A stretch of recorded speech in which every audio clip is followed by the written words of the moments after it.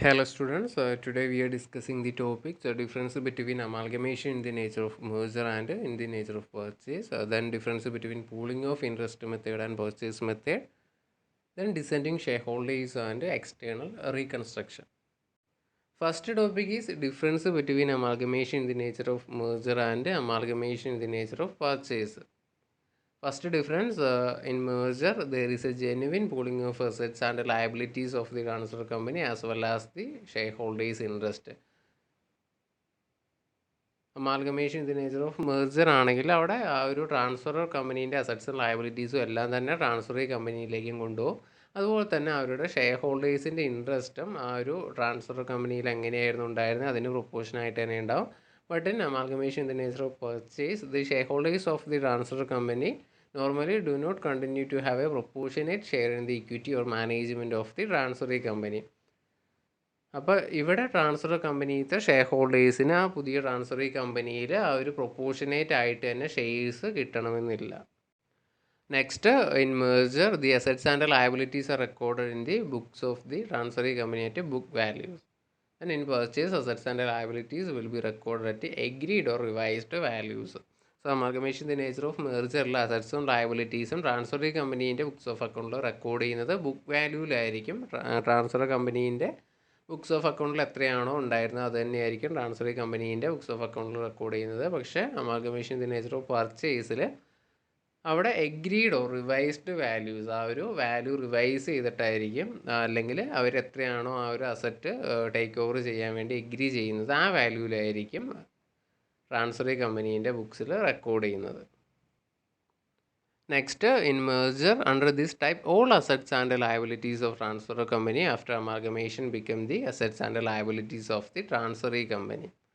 Then in purchase, all assets and liabilities of the transfer company may not become the assets and liabilities of the transferee company, but only those which are taken over become its assets and liabilities. So amalgamation in the nature of merger transferor കമ്പനീൻ്റെ എല്ലാ അസറ്റ്സും ലയബിലിറ്റീസും transferee കമ്പനിയിലേക്ക് transfer ചെയ്യും. Then amalgamation in the nature of purchase ആണെങ്കിൽ എല്ലാ അസറ്റ്സും ലയബിലിറ്റീസും ഉണ്ടാവണമെന്നില്ല. അവിടെ ട്രാൻസ്ഫറി കമ്പനി ഏതൊക്കെ അസറ്റ്സും ലയബിലിറ്റീസും ആണോ ടേക്ക് ഓവർ ചെയ്യാമെന്ന് പറയുന്നത് അത് മാത്രമായിരിക്കും പിന്നീട് ട്രാൻസ്ഫറി കമ്പനിയിൽ ഉണ്ടാവുള്ളൂ. Next, in merger the difference between purchase consideration and net assets is adjusted to general reserve. And in purchase, the difference between purchase consideration and net assets is adjusted to goodwill or capital reserve. So amalgamation in the nature of merger purchase consideration net അസറ്റും തമ്മിലുള്ള ആ difference general റിസർവിലാണ് adjust ചെയ്യുക. പർച്ചേസിലാണെങ്കിൽ goodwill അല്ലെങ്കിൽ capital റിസർവിലായിരിക്കും അത് adjust ചെയ്യുന്നത്. Next, in merger all reserves of transfer company will be recorded in the books of transferee company. In purchase, except a statutory reserve, no other reserves of the transfer company are recorded in the books of transferee company. മെർജറിലാണെങ്കിൽ transfer കമ്പനീൻ്റെ എല്ലാ റിസർവും transferee കമ്പനീൻ്റെ books of അക്കൗണ്ട്സിലും record ചെയ്യും.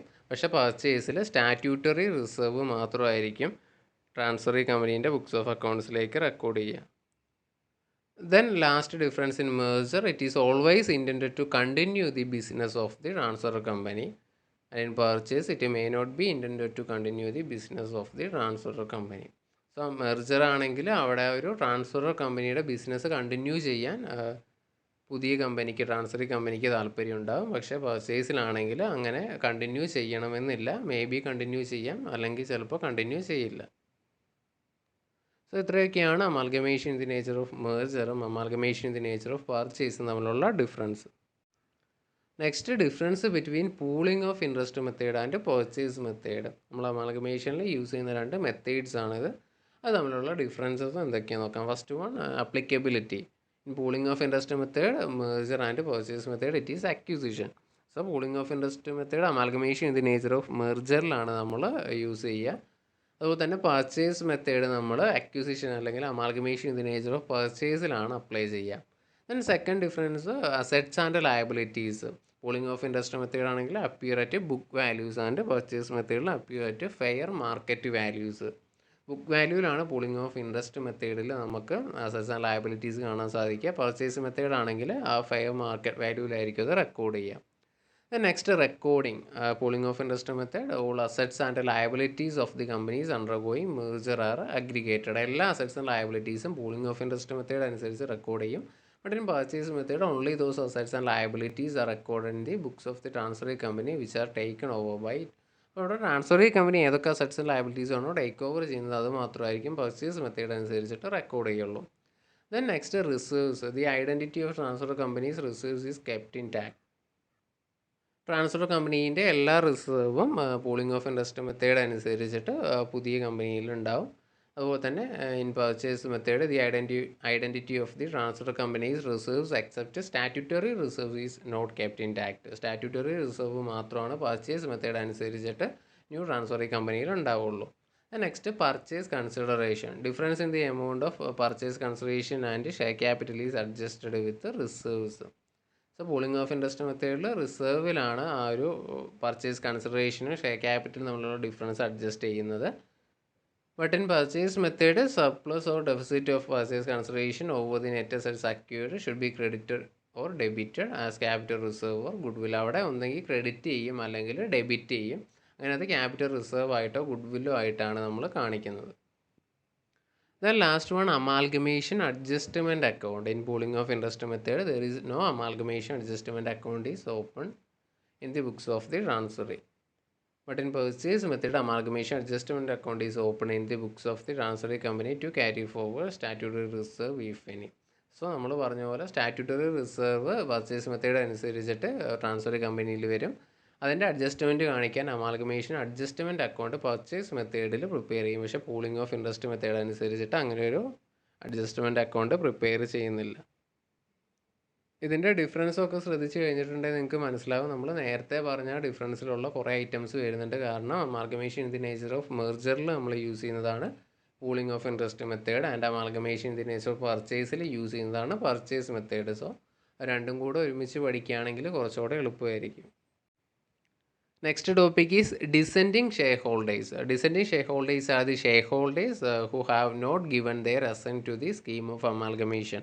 In simple words, they are shareholders who are against the scheme of amalgamation. They refuse to transfer their shares to the transferee company in accordance with the scheme of amalgamation. So dissenting shareholders എന്ന് പറഞ്ഞാൽ അമാൽഗമേഷന് താല്പര്യമില്ലാത്ത share holders അല്ലെങ്കിൽ അമാൽഗമേഷന് എതിരായിട്ട് നിൽക്കുന്ന share ഹോൾഡേഴ്സിനെയാണ് ഡിസെൻറ്റിങ് share holders എന്ന് പറയുന്നത്. അവർക്ക് ഈ ഒരു അമാൽഗമേഷനുമായിട്ട് മുന്നോട്ട് പോകാനുള്ള താല്പര്യം ഉണ്ടാവില്ല. In such a case, the paid up capital held by the dissenting share holders is transferred to a separate dissenting share holders account. Any premium they receive or discount they suffer should be adjusted in the realisation account. So അവരുടെ paid up capital dissenting share holders account എന്ന് പറഞ്ഞിട്ട് separate ആയിട്ട് transfer ചെയ്യും. അതുപോലെ തന്നെ എന്തെങ്കിലും premium അല്ലെങ്കിൽ discount ഒക്കെ ഉണ്ടെങ്കിൽ അത് റിയലൈസേഷൻ അക്കൗണ്ടിലായിരിക്കും അഡ്ജസ്റ്റ് ചെയ്യുക. Then the realisation profit or loss is transferred to willing share holders account. All the items relating to reserves and losses are transferred to majority share holders account. അവിടെ realisation പ്രോഫിറ്റും ലോസൊക്കെ majority ഷെയർ ഹോൾഡേഴ്സിന് മാത്രമായിരിക്കും കിട്ടുക, ഇവർക്ക് കിട്ടില്ല. അതുപോലെ തന്നെ റിസർവും അക്യുമുലേറ്റഡ് പ്രോഫിറ്റ് അല്ലെങ്കിൽ ലോസ് ഉണ്ടായാലും അതും മെജോറിറ്റി ഷെയർ ഹോൾഡേഴ്സിനായിരിക്കും കിട്ടുക, അതും ഇവർക്ക് വഹിക്കേണ്ടി വരില്ല.